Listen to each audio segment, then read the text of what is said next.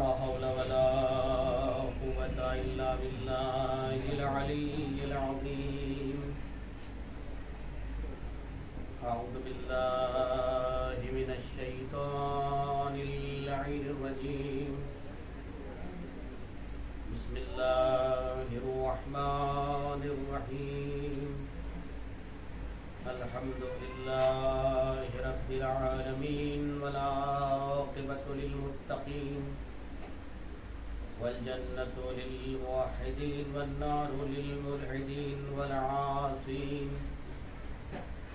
والصلاة والسلام وتحية والإكرام نور الثقلين جد الحسن والحسين سيدنا ونبينا بالقاسم محمد اللهم صل على محمد وعلى أهل بيته الطيبين الطاهرين المعصومين المظلومين المنتجبين ولعنة الله على أعدائهم وقاتلهم وغاصب حقوقهم ومنكر فضائلهم ومصائبهم وشاكهم أجمعين من يومنا هذا إلى يوم الدين. أما بعد فقد قال الله تبارك وتعالى في محكم كتاب المبين والفرقان الحميد وقوله الحق. بسم الله الرحمن الرحيم. والذي أنزل السكينة في قلوب المؤمنين ليزدادوا إيمانا مع إيمانهم. من صلاة محمد وآله اللهم صل على محمد. سورہ بد کی آیت نمبر 4 کو سرنامہ کلام قرار دیا ہے جس میں پروردگار عالم سکینہ کے حوالے سے کچھ بیان کر رہا ہے. والذی انزل السکینۃ فی قلوب المؤمنین لیزدادوا ایمانا مع ایمانہم وللہ جنود السماوات والارض وکان اللہ علیما حکیما. خداوند عالم نے یہاں پر ارشاد فرمایا کہ ہم نے اللہ وہ ہے وہ الذی انزل سکینہ کہ جس نے آرام اور آرائش اور اطمینان کو ایک صلاۃ پڑھے محمد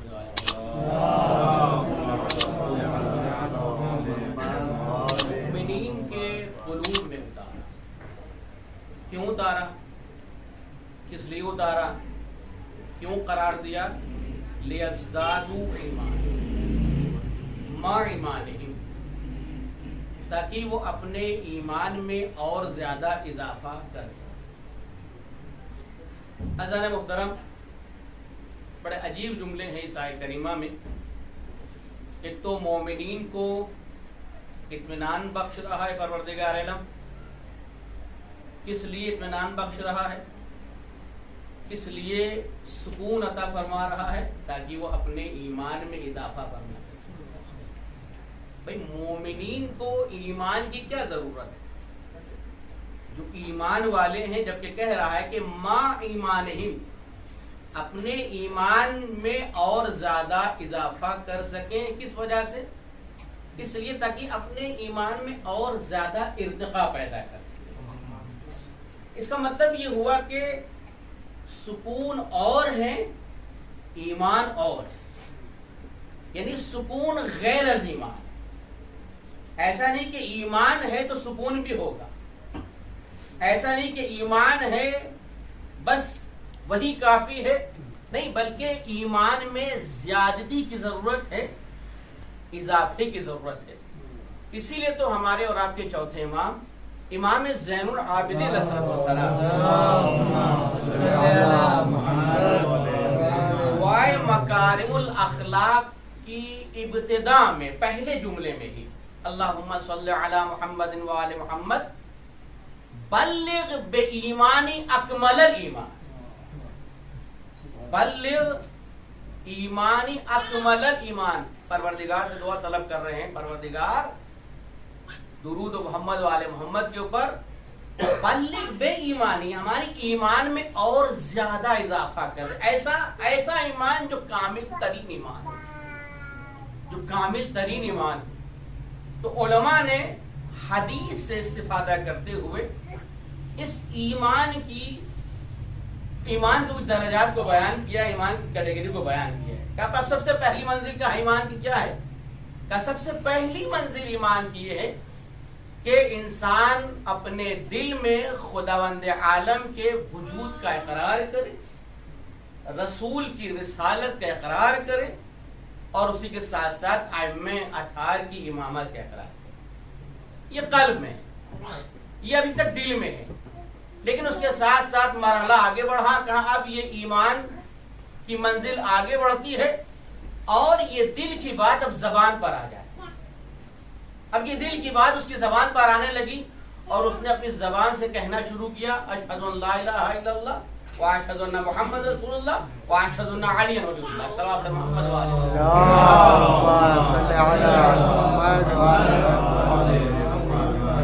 یہ دو منزلیں ہو گئی ایمان کی۔ تیسری منزل ایمان کی کیا ہے؟ تو فقہا کہتے ہیں، علماء کہتے ہیں کہ تیسری منزل ایمان کی یہ ہے کہ اب انسان جو ہے وہ محرمات سے پرہیز کرے اور واجبات کو ادا کرے، واجبات کو بجا لائے۔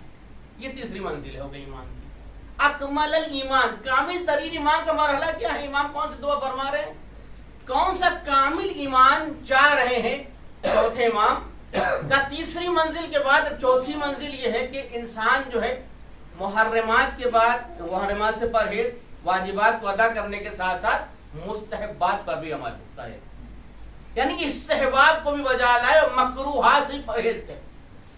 ٹھیک ہے، یہ چار منزلیں ہو گئی۔ اس کے بعد پانچویں منزل اس سے بڑھ کر ہے، پانچویں منزل اس سے بڑھ کر ایمان کی کہا پانچویں منزل کیا ہے؟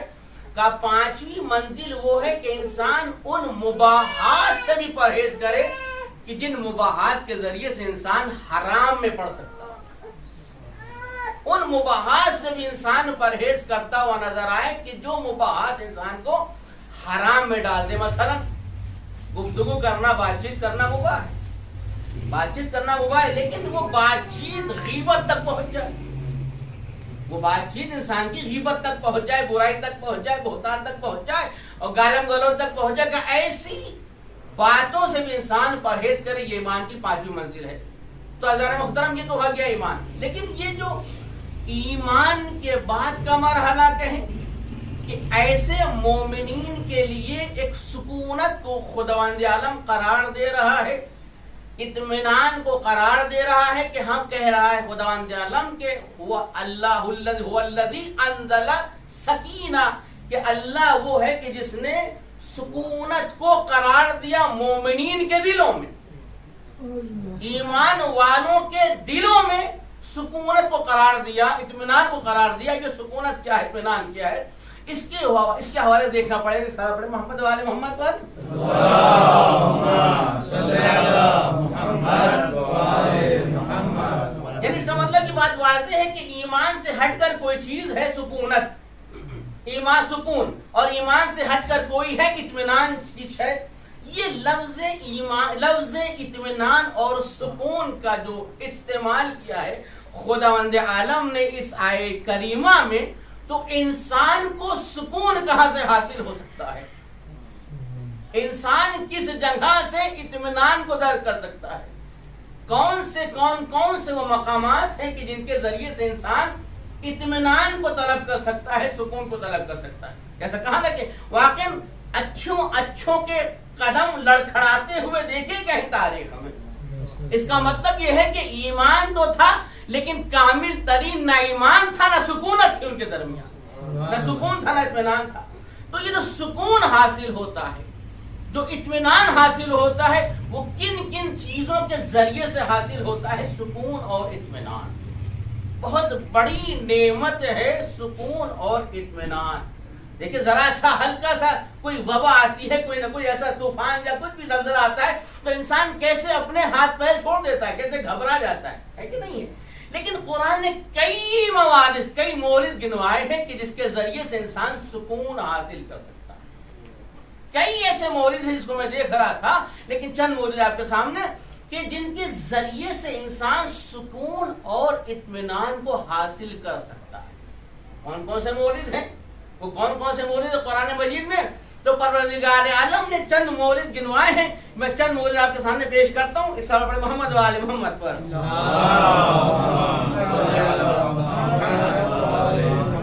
اذان محترم کہ سب سے پہلی البتہ پہلی یا آخری کچھ بھی کہا جائے، لیکن ہاں چند ایسے موارد قرآن میں پیش کیے گئے ہیں کہ جن کے ذریعے سے انسان اطمینان اور سکون کو دریافت کر سکتا ہے. کا سب سے پہلی چیز کیا ہے؟ کہ سب سے پہلی چیز ہے کہ ایمان کے بعد اگر انسان کے اندر استقامت پائی جا رہی،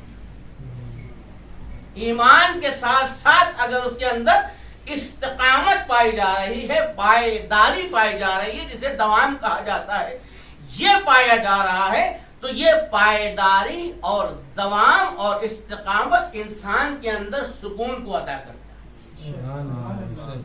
خدا کہتے ہیں ارشاد ان الذین قالوا ربنا اللہ، کہ وہ لوگ جو کہتے ہیں کہ ہمارا رب کون ہے؟ اللہ. قالوا ربنا اللہ ثم استقاموا.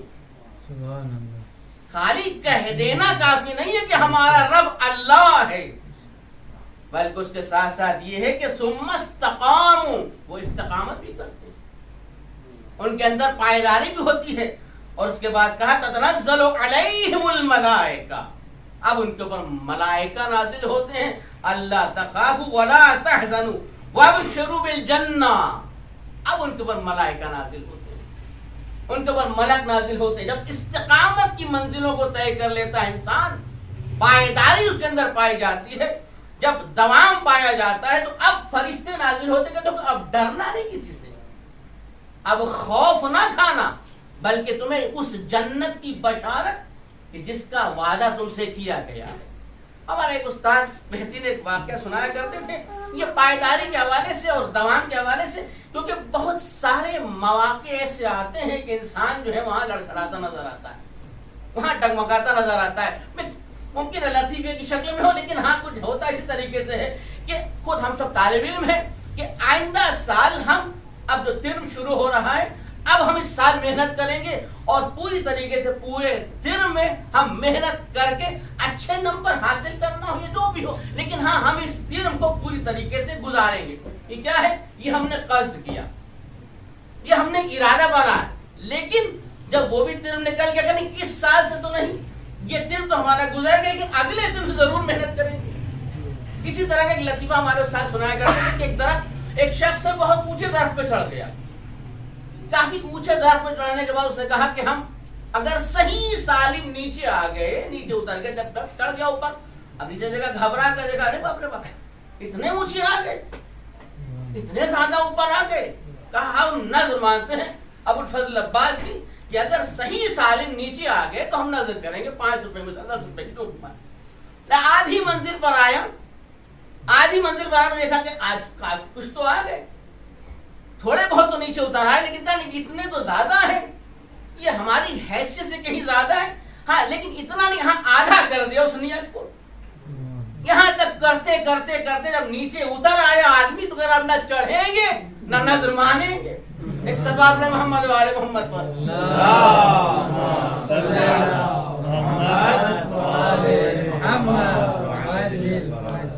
یہ پائیداری نہیں ہے، یہ دوام نہیں ہے، یہ استقامت نہیں ہے، یہ انسان کا ڈگمگا جانا ہے، یہ انسان کے قدم لڑکھڑا جاتے ہیں، یہ پائیداری نہ ہونے کی بنا پر.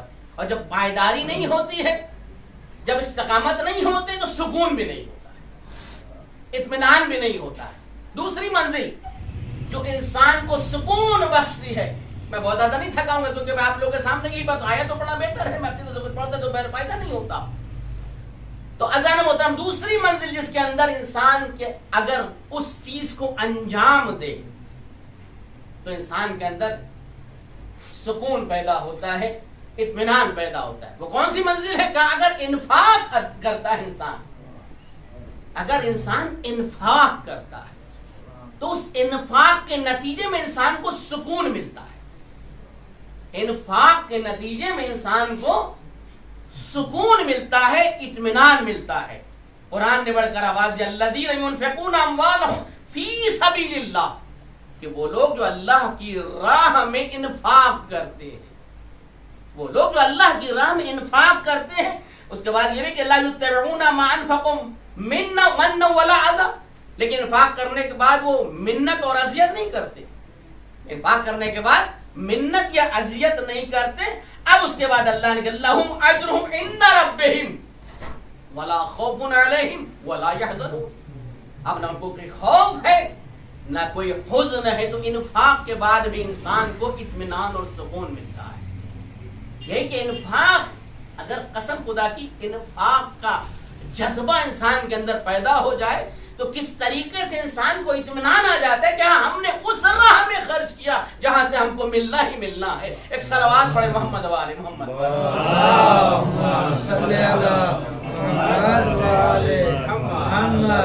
یہ انسان کو اطمینان دیتا ہے۔ انفاق کے بعد انسان کو اطمینان ملتا ہے، استقامت کے بعد انسان کو اطمینان اور سکون ملتا ہے۔ بہت سارے موارد ہیں، چند مورد، یہ بہت اہم ہے۔ اس آیت کو بہت ہی غور سے دیکھ رہا تھا اپنے معاشرے اور ماحول کے حوالے سے، اس لیے اس چیز کو بیان کر دیا جائے کیونکہ اپنے طلاب کا مجمع ہے۔ ایک چیز اور انسان کو اطمینان اور سکون دیتی ہے، وہ ہے توکل۔ قسم خدا کی 3 آیتیں ہیں سورہ بقرہ میں، 152 سے لے کے 157 تک ایسی کچھ ہے، تھوڑا سا فاصلے کے ساتھ، لیکن اس کے بعد پتہ چلتا ہے اگر توکل نہیں ہے تو اطمینان نہیں ہوگا، اضطراب ہوگا۔ سبحان اللہ سبحان اللہ۔ اگر بھروسہ نہیں ہے تو انسان کے اندر اطمینان نہیں آ سکتا، اضطراب ہی اضطراب ہوگا۔ ہم اس چیز کو دیکھیں جو آیت کریمہ کہہ رہی ہے، قرآن جس کو کہہ رہا ہے اس کو ہم سمجھیں، دیکھیں اور اپنے معاشرے میں اس کی تطبیق کریں، اپنے ماحول میں، کیونکہ اس ٹائم کا جو ماحول ہے نا ہمارے یہاں کا، ایک ڈرا ہوا ماحول، ایک خوف زدہ ماحول، ایک گھبرایا ہوا ماحول۔ لوگ ڈرے کہ نہیں ڈرے؟ کیوں؟ کیونکہ وہ اس اطمینان اور سکون کو تلاش کرتے کرتے نہ جانے کہاں پہنچ گئے۔ وہ یہ سمجھ رہے ہیں کہ ہم اگر ان کا دامن تھام لیا، اگر ہم نے ان کو اپنا دوست قرار دے لیا، ان کی محفلوں میں اٹھنے بیٹھنے لگے تو ہمیں اطمینان ہو جائے گا، جبکہ اطمینان وہاں نہیں ہے، وہاں اضطراب ہی اضطراب ہے۔ آئے کریمہ کہ الذین استجابوا للہ والرسول من بعد ما اصابهم القرح، کہ وہ لوگ جو اللہ اس کے رسول کی بات پر لبیک کہتے ہیں جبکہ ان کو چوٹ پہنچ چکی ہے، زخم پہنچ چکا ہے، اس کے باوجود وہ اللہ اور اس کے رسول کی بات پر لبیک کہتے ہیں۔ احسنوا منہم واتقوا اجر عظیم، اور نیک لوگ، متقی لوگوں کا جو اجر ہے وہ اللہ کے پاس محفوظ ہے۔ اب دیکھیں یہاں سے انسان کا توکل، انسان اپنے ایمان کو پرکھے، انسان اپنی آزمائش کرے۔ اب اس کے بعد آیت کہہ رہی ہے الذین قال لهم الناس، کہ جب ان لوگوں سے جو ایمان والے ہیں اسے کہا جاتا ہے، کیا کہا جاتا ہے؟ وہ یہ کہا جاتا ہے کہ ان الناس قد جمعوا، کہ دیکھو لوگ تمہارے لیے جمع ہو گئے، واخشوہم، ان سے ڈرو، قد جمعوا لکم فاخشوہم، بس ان سے ڈرو، تمہارے لیے جمع ہو گئے، تمہارے لیے جمع ہو گئے ہیں تو ان سے ڈرو، ان سے خوف کھاؤ، تمہارے لیے خطرہ ہی خطرہ ہے، تمہارے لیے مصیبت ہی مصیبت ہے، تم کو پریشانی ہی پریشانی ہو سکتی ہے۔ اب کیا کہتے ہیں؟ قال، وہ فزادہم ایمانا، یہاں پر بھی فزادہم ایمانا، یہاں پر بھی ان مومنین کا جو اللہ پر توکل کرتے ہیں ان کے ایمان میں کمی نہیں ہوتی بلکہ زیادتی ہو جایا کرتی ہے۔ فزادہم ایمانا، اس کے بعد قالوا حسبنا اللہ ونعم الوکیل، ان کو ڈرایا جا رہا ہے، ان کو گھبرایا جا رہا ہے کہ دیکھو ڈرو، تمہارے لیے لوگ جمع ہو گئے، تم کو نقصان پہنچائیں گے، تم کو اذیتیں پہنچائیں گے، تم کو قتل کریں گے۔ وہ کیا کہتے ہیں؟ ان کا ایمان، ان کے ایمان میں اضافہ ہو جاتا ہے، اور اس کے ساتھ ساتھ وہ کہتے ہیں کہ نہیں دیکھو ہمارے لیے اللہ ہی کافی ہے۔ ایک صلوات پڑھے محمد والے محمد پر۔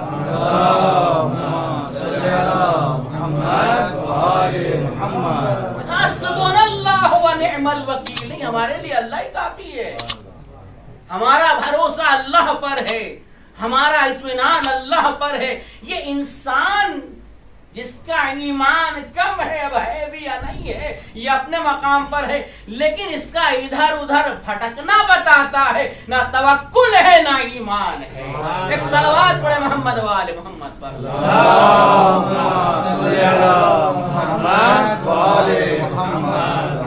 اس سکون کو تلاش کرتے ہوئے انسان کہاں بھٹک رہا ہے؟ دیکھنے بہت آسانی سے ہمارے معاشرے سماج میں دنیا ڈری ہوئی ہے. ہندوستان میں خاص طور سے ماحول ڈرا، کیونکہ وجہ یہی ہے کہ توکل جب نہیں ہوگا تو خوف ہی ہوگا. خدا کہہ رہے ہیں کہ ہم سے ڈرو، ہم ہیں تمہارے نگہبان. تو انسان کے جو اطمینان اور سکون کا ایک ذریعہ اور سبب ہے وہ توکل بھی ہوا. اور اس کے ساتھ ساتھ جو اطمینان اور سکون میں اضافہ کر دیا کرتا ہے وہ خود اگر ذکر الہی ہے، اس میں بھی ایمان کے ساتھ ساتھ انسان کے لیے اطمینان اور سکون نصیب ہوا کرتا ہے. الا بذکر اللہ تطمئن القلوب.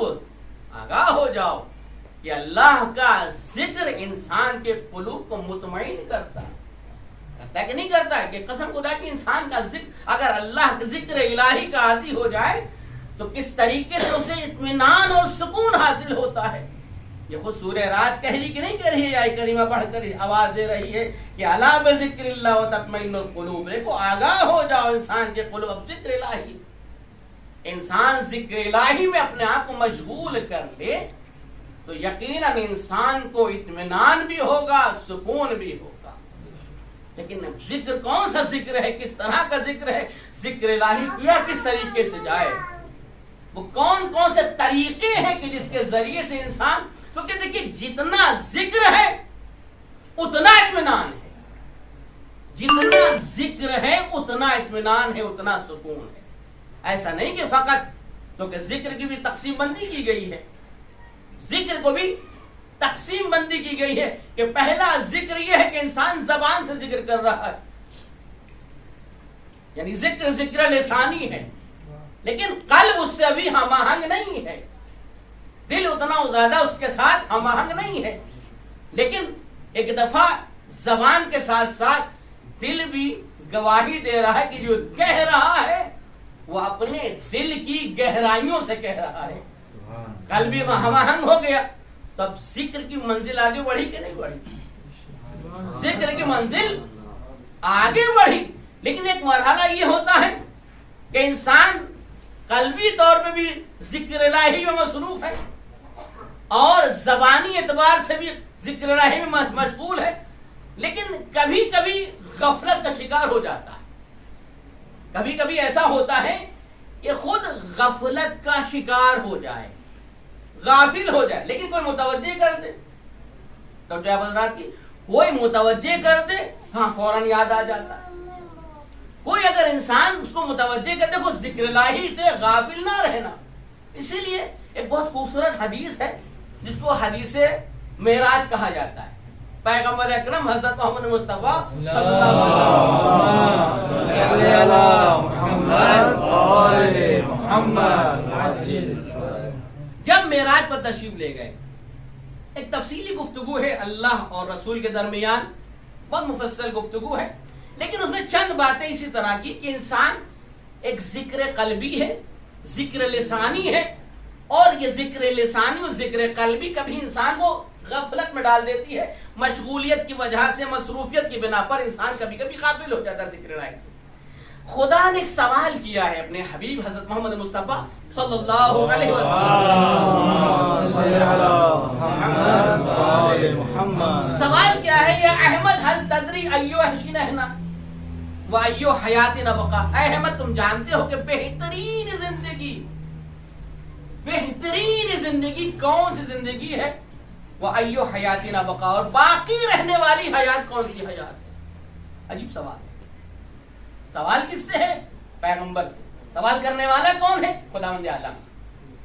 کہا تم جانتے ہو کہ بہترین زندگی کون زندگی ہے اور باقی رہنے والی حیات کون سی حیات ہے؟ پیغمبر نے جواب دیا اللہم اللہ، اے میرے خدا ہم نہیں جانتے کہ بہترین زندگی کون سی زندگی ہے. دیکھیں ذکر کیا مطلب ذکر موضوع نہیں تھی، بات آ گئی آپ کے سامنے. اللہم اللہ میں نہیں جانتا ہوں. تو اب خداوند عالم نے 4 چیزیں بیان فرمائی.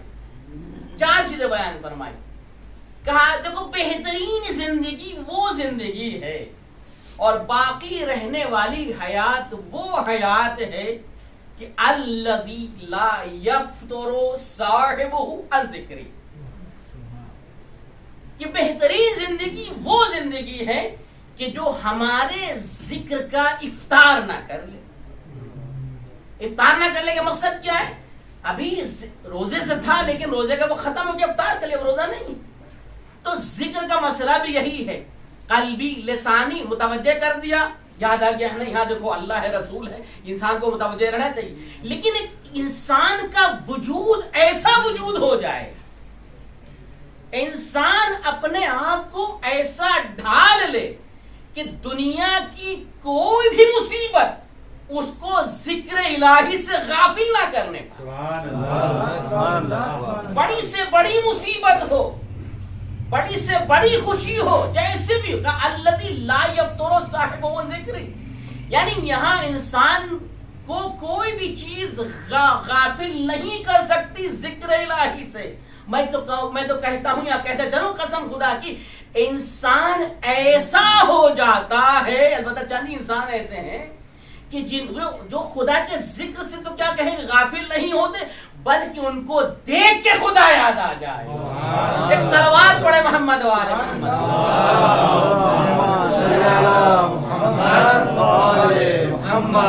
یعنی کچھ اپنے آپ کو ایسا انسان ڈال لے کہ غفلت تو دور، وہ خود وجود خدا کا مظہر بن جائے.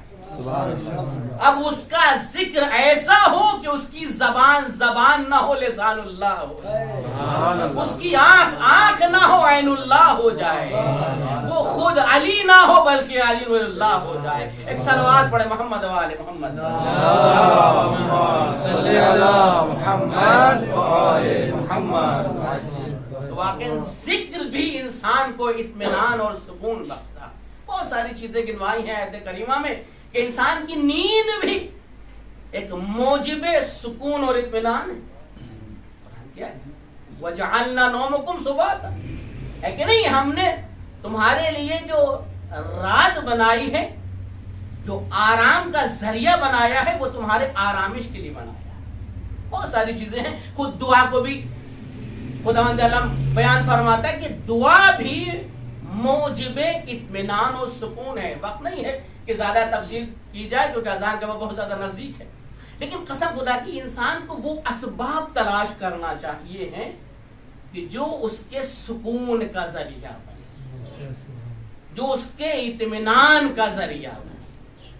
خود فرش عزا بچھانے والوں کو کتنا سکون ملتا ہے، کتنا اطمینان ملتا ہے، لیکن آج جس کی یاد میں یہ فرش عزا بچھائی گئی ہے وہ خود مجسمہ سکون ہے. مجسمہ سکون ہے کیونکہ امام وہ ہوتا ہے، امام کا وجود وہ وجود ہے کہ کائنات کو اس سے سکون ہے، کائنات کو اس سے اطمینان ہے، لیکن امام کو سکون جناب سکینہ کا. جس گھر میں سکینہ اور رباب ہو مجھے بڑا سکون ملتا ہے، بڑا اطمینان ملتا ہے. بہت زیادہ تلاش کرنے کی کوشش کی کہ جناب سکینہ کے فضائی نکات کچھ مل جائیں، کچھ ایسی چیزیں مل جائیں کہ جس کے ذریعے سے ہم بیان کر سکیں فضیلت جناب سکینہ. یہ خود کم جملہ نہیں ہے، یہ خود امام حسین علیہ السلام کا یہ جملہ کم نہیں ہے کہ جس گھر میں امام کو جس سے سکون ملے اسے سکینہ کہا، امام کو جس سے اطمینان ملے اسے سکینہ کہا جاتا ہے. دیکھیں یہ وہ گھرانہ ہے، یہ وہ خاندان ہے. ورنہ دیکھیں تاریخ بڑی دقیق ہے، کچھ چھوڑا نہیں گیا ہے، کچھ بھی چھوڑا نہیں گیا. 3 سال کی بچی سے، 3 یا 4 جو بھی ہے، 3 سال کی بچی سے بھی اگر کوئی خدا نہ خواستہ ایسا فعل جو خلاف شریعت خلاف دین سرزد ہوا ہوتا تو یقیناً لکھا جاتا نہیں لکھا جاتا. لیکن پوری تاریخ کربلا میں کسی بچے کے حوالے سے کوئی حرف ایسا نہیں لکھا گیا کہ جو کہا جائے کہ یہ خلاف دین و خلاف شرع. البتہ بچہ کہا جاتا ہے بچہ ہے یہ، اس سے کوئی ایسی یعنی تکلیف تو سرزد نہیں ہوئی ہے. لیکن پھر بھی آپ دیکھیں اگر پانی مانگنے بھی گئی، ابھی ہمارے فیروز صاحب پڑھ رہے تھے، پانی اگر مانگنے بھی گئی ہیں، بہرحال کا شعر تھا، بہت اچھا شعر تھا کہ پانی نہیں مانگا، لیکن نقطہ صاحب اس کو ایک الگ طریقے سے پڑھتے ہیں، میں اس کو پڑھوں گا مسائل. اگر پانی مانگنے بھی گئی ہیں تو سب سے پہلے اپنی پھوپھی سے اجازت کر کہ ہمیں اجازت ہے کہ میں شیور سے پانی مانگ لوں. نقہ صاحب اس کو اس طریقے سے پڑھتے تھے کہ اگر حسین نے پانی کا مطالبہ نہ کیا ہوتا تو زینب بھی اجازت نہ دیتی جو پانی کا مطالبہ کرنا. کہا کیونکہ امام حسین نے جناب علی اصغر کے لیے پانی کا مطالبہ کیا. البتہ یورفا اس کو الگ طریقے سے پڑھتے کہ اگر امام طلب بھی کرے کسی سے تو یہ اس کو خیر پہنچانا ہوتا ہے. استاد علی کا جملہ ہے کہ اگر خود امام کسی سے مطالبہ کرے تو وہ اس کا مطالبہ نہیں ہوتا بلکہ وہ خیر پہنچانا چاہتا ہے، انسان کو نیکی پہنچانا چاہتا ہے. ہاں اذان محترم، آج آپ اس کی یاد میں بیٹھے ہیں کہ جو کربلا سے کوفے تک اور کوفے سے شام تک پیاس کے عالم میں گئی تھی.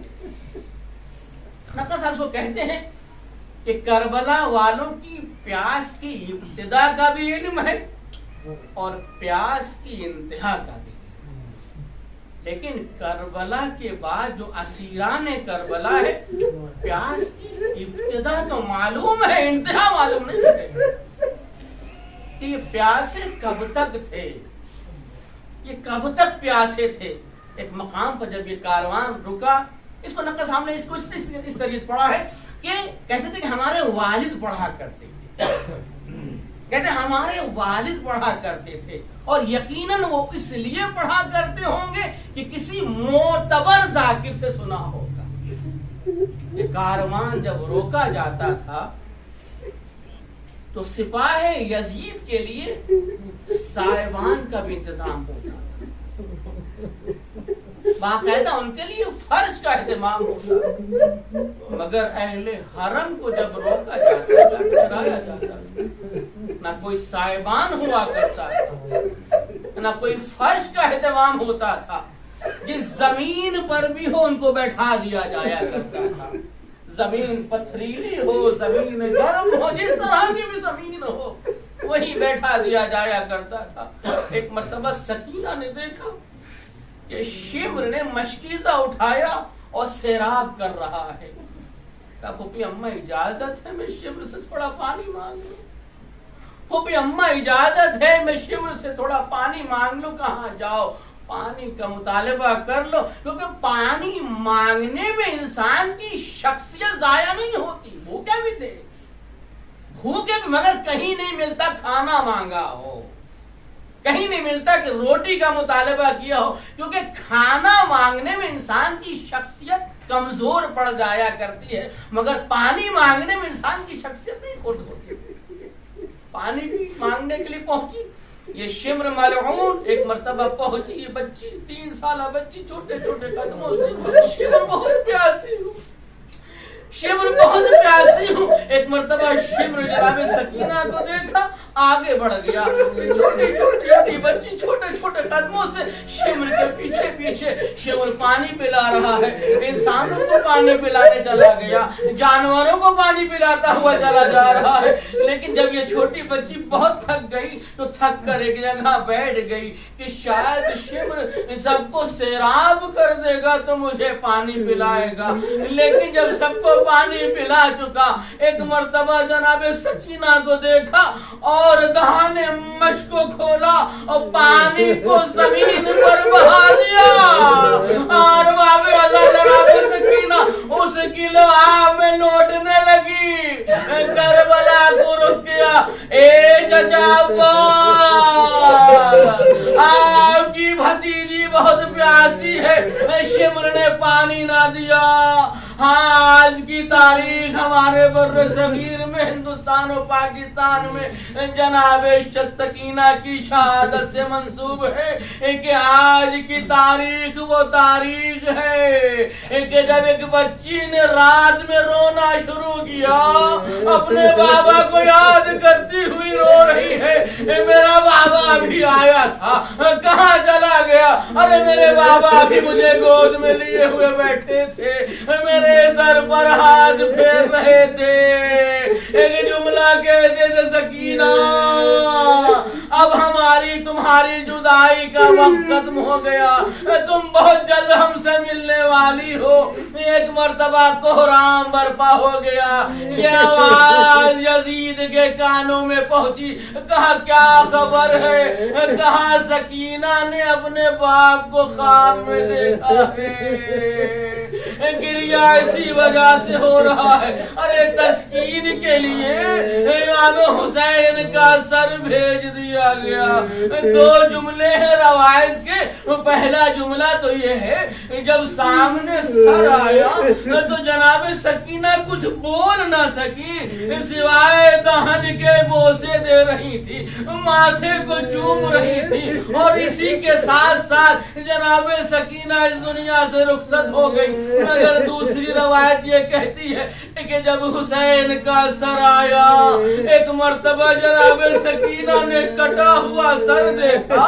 ایک کو کہنا شروع کہ اے بابا یہ گلے کی رگوں کو کس نے کاٹ دیا؟ اے بابا آپ کے چہرے پر یہ خون کیسا ہے؟ اے بابا شمر نے بہت تماچے مارے. اے بابا آپ کی بیٹی پیاسی.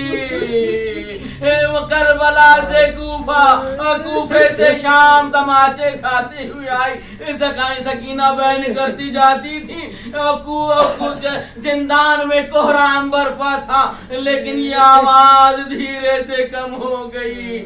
لوگوں نے سمجھا, بیویوں نے سمجھا کہ شاید سکینہ کو آرام آ گیا, سکینہ سو گئی ہے. ایک مرتبہ سید سجاد نے اب جو نبض پر ہاتھ رکھا, چیخ ماری پھوپھی اماں. بہن نے بھی ہم کو اس جگہ روتا بلکتا چھوڑ کر چلی گئی. وَسَيَعْلَمُ الَّذِينَ ظَلَمُوا أَيَّ مُنقَلِبٍ يَنقَلِبُونَ إِنَّا لِلَّهِ وَإِنَّا إِلَيْهِ رَاجِعُونَ. رضا بقضاء تسلیم اللہ.